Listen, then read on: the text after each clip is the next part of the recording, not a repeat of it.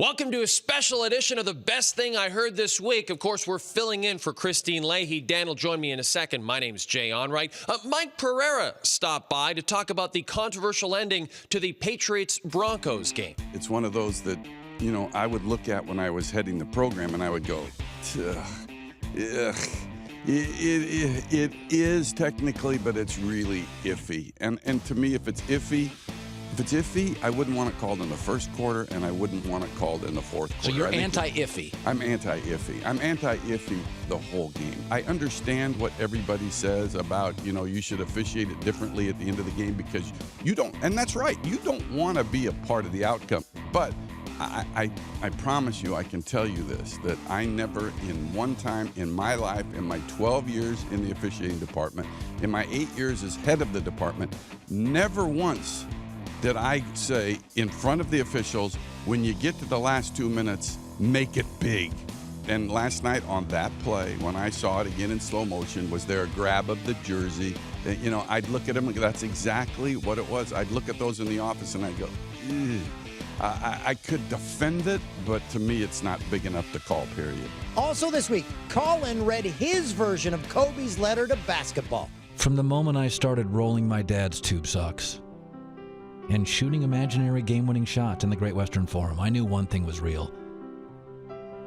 I fell in love with you, basketball. I love you so deep, I gave you my all, mind and body, spirit and soul. I played through the sweat and hurt, not because Challenge called me, because you called me. I did everything for you. You gave a 6-year-old boy his Laker dream. I can't love you obsessively for much longer. The season's all I have left to give. My heart can take the pounding. My mind can handle the grind. But my body knows it's time to say goodbye. I'm going to cry now as we lose to the T-Wolves by 47. Nuggets in town tomorrow, and they're going to hammer us too. And we're going to win 6 games.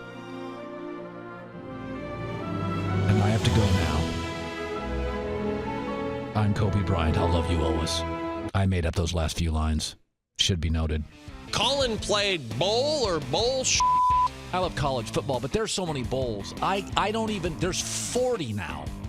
There's 40 bowls. And so we're going to play a game, and I don't know what's being done here. Half of these are made-up bowls. Half are real bowls. Play along with me. I guarantee you will not be able to tell real bowl from make-up bowl.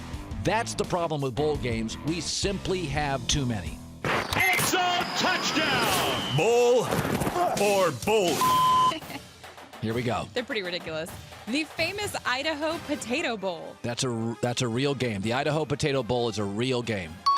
Correct. It's in Boise, Idaho. Yep. The Geico Gecko Christmas Bowl. That's probably false. Well, yeah, obviously. The Tax Slayer Bowl. Not a bowl. It's real. That's real. It's in Tax Slayer. played in the Jaguars Stadium in Jacksonville. What's it called again? The Tax Slayer Slayer. Bowl. Tax Slayer is is a real company. All right. Like a slayer of taxes. Okay. The Citizens for a Better America Gravy Bowl. That's not a bowl.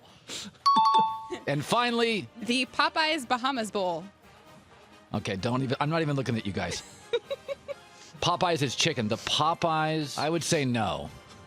It's a a real bowl. Where? It's in the Bahamas. Why is Popeyes in the Bahamas? There's a Bahamas Bowl? John Calipari, he dropped by the herd, and he let us know players that he feels he missed out on. I do it. I'm having a brain lock as I get older. In Charlotte, the guard that went to Connecticut, I watched Kemba him, Walker? I watched him play in high school, and I said, he's not big enough for me, and I'm not sure how good he is. And then he beats us early in the year, and he beat us in the Final Four game, 57-56, but he had like 30 himself. So I missed there. You know the other one I missed on? Dirk Nowitzki. I went over. I was the coach and president or whatever I was with the Nets, whether I was supposed to be the president or whatever I was supposed to be. And I went over to watch him, and I said, he's really good, but I got to see him more. And I wasn't totally sold. So I've missed. And Jason Whitlock told us about one of his most prized possessions. She had a video taken. She had pictures taken because she wanted to be in Playboy. and she had this video or DVD of the pictures.